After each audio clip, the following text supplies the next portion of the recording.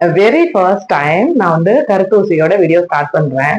என்ன அப்படின்னா, நீங்க ஒரு விஷயம் லைஃப்ல ஸ்டார்ட் பண்றீங்க அப்படின்னா, ஒருத்தவங்க கிட்ட எமோஷனல் சப்போர்ட் கிடைச்சா நல்லா இருக்கும், ஃபினான்ஷியல் சப்போர்ட் கிடைச்சா நல்லா இருக்கும் அப்படின்னு நீங்க நினைச்சு ஸ்டார்ட் பண்றீங்க அப்படின்னா அந்த விஷயத்த ஸ்டார்ட்டே பண்ணாதீங்க.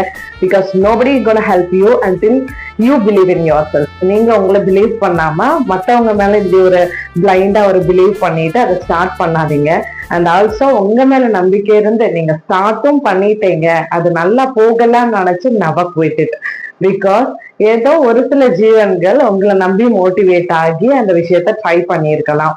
ஓகே, ஸோ அதே மோட்டிவேஷனோட தான் நான் வந்து இன்னைக்கு வீடியோ ஸ்டார்ட் பண்ண போறேன். ஸோ வாங்க வீடியோக்குள்ள போகலாம். I hope you just cleared about the usage of shall and may, and today you're going to learn about the usage of can and could. So can and could அப்படின்றது first நம்ம எப்போ use பண்ணுவோம்னா நம்மளோட எபிலிட்டியை check பண்றதுக்கு. அதாவது உங்களால ஒரு விஷயம் முடியும் முடியாது அப்படிங்கிறத சொல்றதுக்கு தான் நம்ம வந்து யூஸ் பண்ணுவோம். I can sing really well. Okay, so I can Singh really well அப்படின்னா என்னால பாட முடியும். ஸோ இதே இடத்துல பாட முடியாது அப்படின்னா ஐ கான்ட் சிங் வெல் அப்படின்னும் நீங்க யூஸ் பண்ணிக்கலாம். குட் வந்து அதே தாங்க, பாஸ்ட் டென்ஸ்ல ஒரு விஷயம் உங்களால முடிஞ்சது முடியலன்னு சொல்றதுக்கு நீங்க யூஸ் பண்ணிக்கலாம். For example, during my school days I could walk for a mile but now I can't. சரியா? சோ ஸ்கூல் படிக்கும் போது என்னால மைல் கணக்கா நடக்க முடிஞ்சது, இப்போ என்னால முடியல அப்படின்னு சொல்றேன். நெகட்டிவ்லயும் பார்த்துடலாம்.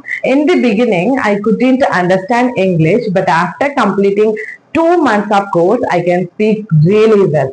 Okay, I hope you get it. So ஆரம்பத்துல என்னால இங்கிலீஷ் வந்து நல்லா பேச முடியல, பட் நவ் எனக்கு அந்த எபிலிட்டி இருக்கு, I can speak really well அப்படின்னு சொல்றேன். Okay, I hope you understand. இப்போ உங்களுக்கு எபிலிட்டி பேஸ் பண்ணி கேன் குட் எப்படி யூஸ் பண்றதுன்னு தெரிஞ்சிருக்கும்னு நினைக்கிறேன். So next can and good permission கேட்கும்போது எப்படி யூஸ் பண்ணலாம் அப்படின்னு நம்ம பார்க்கலாம். அண்ட் இதுல ஒரு இன்ட்ரெஸ்டிங்கான விஷயம் என்னன்னா, கேன் எங்க யூஸ் பண்றது, குட் வந்து பாஸ்டுக்கு தான் யூஸ் பண்ணணுமா அப்படிங்கிற ஒரு கன்ஃபியூஷனே வேணாம். பிகாஸ் இங்க பெர்மிஷன் கேட்கிற இடத்துல வந்து குட் வந்து நீங்க உங்களை விட வயசுல மூத்தவங்க, உங்களை விட பதவியில உயர்ந்த பதவியில இருக்கிறவங்க, அண்ட் ஆல்சோ ஒரு ஸ்ட்ரேஞ்சர், அவங்களுக்கு நம்ம குட் யூஸ் பண்ணிக்கலாம். For example, good you tell me the address please, good you tell me the address please. Okay, and also can வந்து எப்ப யூஸ் பண்ணணும் அப்படின்னா நான் சொன்ன மாதிரி உங்களோட க்ளோஸ்டு ஒன்ஸ், அதாவது இன்ஃபார்மல் வேன்னு சொன்னேன்ல, ஸோ அப்படி வந்து நீங்க யூஸ் பண்ணிக்கலாம். ஓகே, ஸோ இதே எக்ஸாம்பிள்ல பார்க்கலாம் அப்படின்னா, படி, can you join me for the party? Okay, I hope you understand இந்த கேன் அண்ட் குட் எப்படி யூஸ் பண்றதுன்னு உங்களுக்கு தெரிஞ்சிருக்கும்னு நினைக்கிறேன். இந்த வீடியோ உங்களுக்கு ஹெல்ப்ஃபுல்லா இருந்துச்சு அப்படின்னா லைக் பண்ணுங்க, சப்ஸ்கிரைப் பண்ணுங்க, and don't forget to share our video.